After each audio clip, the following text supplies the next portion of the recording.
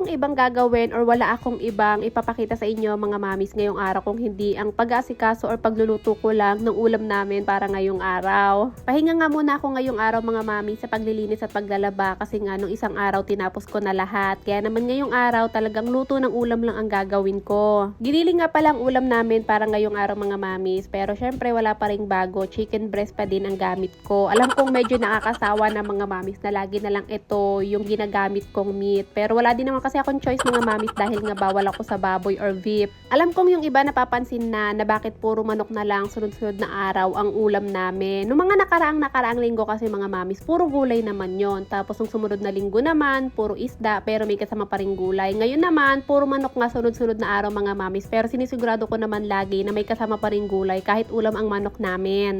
Ay, manok ang ulam namin!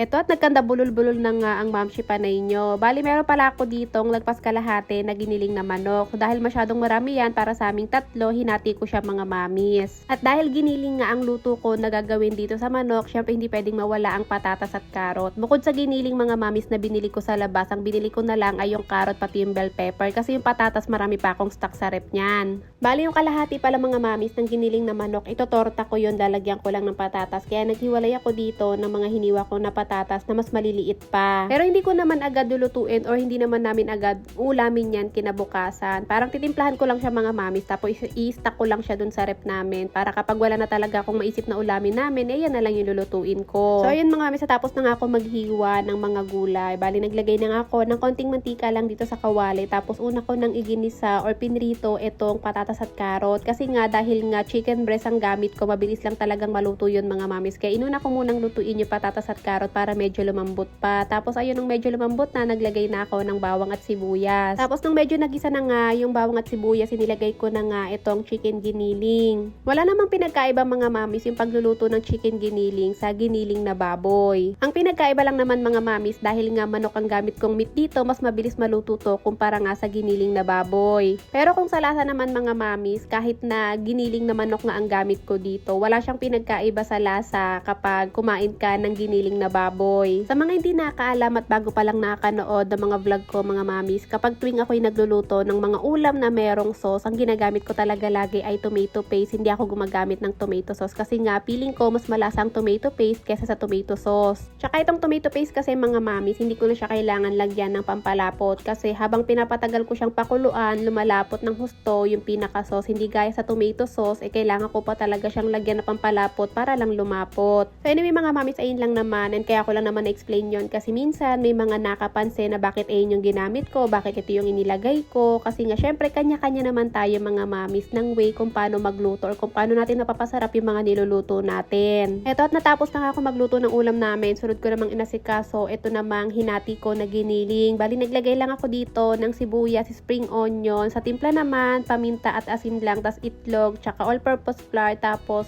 patatas, tsaka ko hinalo-halo. Muntikan ko pa makalimutan, naglagay din pala ako mga mamis ng sesame oil. Gusto ko pa nga sanang lagyan to ng breadcrumbs mga mamis para kapag pinrito ko siya, medyo crunchy siya. Pero ang problema, wala kaming breadcrumbs kaya hindi ko na nalagyan. Nung natapos ko naman na siyang timplahan at haluin, meron ako nakahanda dito mga mamis na parchment paper or baking paper. Ipe-prepare ko na kasi siya mga mamis or shape ko na siya ng pabilog na para bang gagawin ko siyang burger patty. Para nga kapag niluto ko, madali ko na lang siyang ilalagay sa kawali. Kapag ito kasi yung gamit mga mamis, parchment paper, hindi dumidikit yung mga meat dyan. Kahit anong ilagay mo dyan, hindi dumidikit. Kahit ilagay mo yan sa freezer, tapos pag nagluto ka, madali mong matatanggal yung baboy or yung manok sa ganyan. Eto, nakagawa nga ako ng 5 peraso mga mamis ha, nagawa ko or natimplahan ko na natirang giniling na manok. At malalaki yung nagawa ko mga mamis ha. Pwede ko nga yan ipaulam kay Atina kapag papasok siya sa school or di naman kaya pang almusal niya.